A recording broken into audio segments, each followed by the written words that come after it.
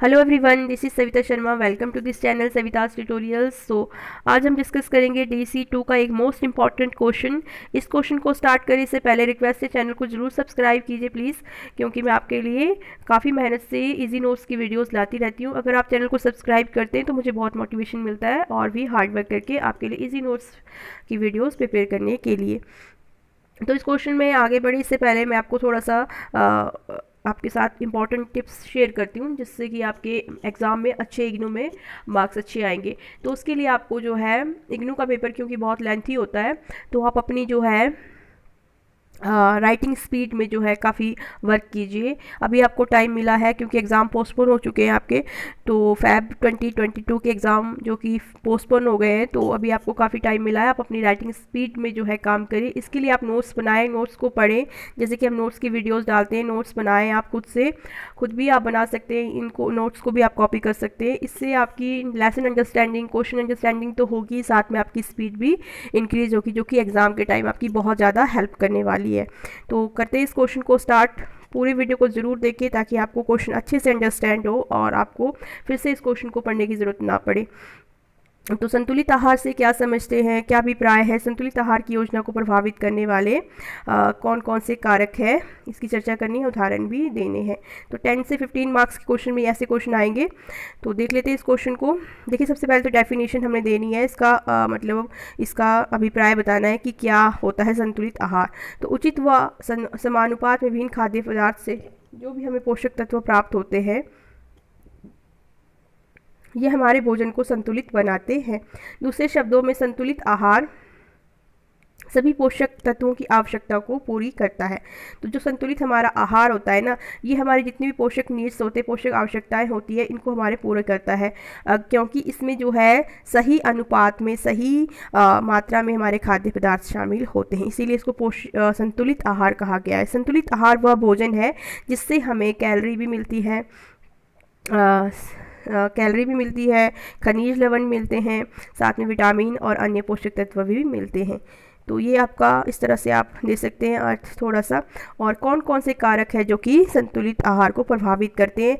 आहार आवृत्ति और पद्धति। आहार आवृत्ति और पद्धति में जो कि ये है कि एक परिवार कितने बार अपने दिन का भोजन लेता है, 2 से 3 बार या फिर 5 से 6 बार। तो हर परिवार का ये जो है आवृत्ति भिन्न होती है, और ये आवृत्ति भिन्न होने के कारण है उनकी आय या फिर उनकी फूड सक्रियता, ठीक है, आयु के कारण भी ये भिन्नता होती है। जैसे कि एक एग्जांपल, किसी बच्चा होगा तो कम ज़्यादा बार भोजन लेगा दिन में, क्योंकि वो थोड़ी थोड़ी देर के बाद भोजन लेता रहता है, और वृद्ध होगा तो कम भोजन लेगा। तो संतुलित आहार योजना को प्रभावित करने में ये एक बहुत बड़ा कारक है। इसके लिए हम एक उदाहरण भी दे सकते हैं कि जैसे कि सीता है, एक उच्च आय वर्ग से है, और अपने परिवार के लिए वो संतुलित आहार योजना बनाने के लिए 5 से 6 बार की भोजन से प्राप्त करेगी वो इसे, ठीक है।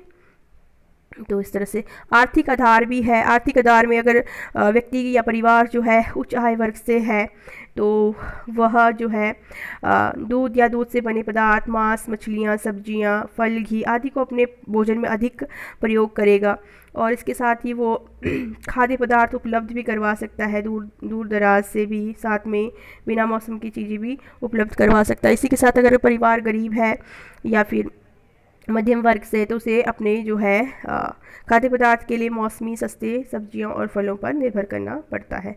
तो आय भी एक बहुत बड़ा कारक है। पौष्टिकता, जो हमारा पौष्टिकता होता है, ये एक महत्वपूर्ण और योग्य कारक भी होता है जो कि संतुलित आहार योजना को प्रभावित करता है। इसमें क्या है कि जो भी हम खाना बनाते हैं वो जो है ऐसा होना चाहिए जो कि एक बच्चा, एक महिला या फिर वयस्क, वृद्ध सभी की आवश्यकताओं को, पोषक आवश्यकताओं की पूर्ति कर सके। तो इसे हम अपने भोजन को जो है, भोजन, दोपहर के भोजन, रात्रि के भोजन से हम इसको प्राप्त कर सकते हैं। इसी के साथ खाद्य उपलब्धता, जैसे कि किसी क्षेत्र में जो खाद्य पदार्थ ज़्यादा मिलते हैं, ज़्यादा उपलब्धता होती है, तो परिवार उसे ही अपने व्यंजनों में शामिल करता है, ठीक है। जैसे कि एग्जांपल है कि तटवर्ती क्षेत्र में मछली अधिक पाई जाती है, तो वहाँ के जो तटवर्ती क्षेत्र के लोग हैं वो उनके खाद्य में विशेष व्यंजन जो है मछली होती है।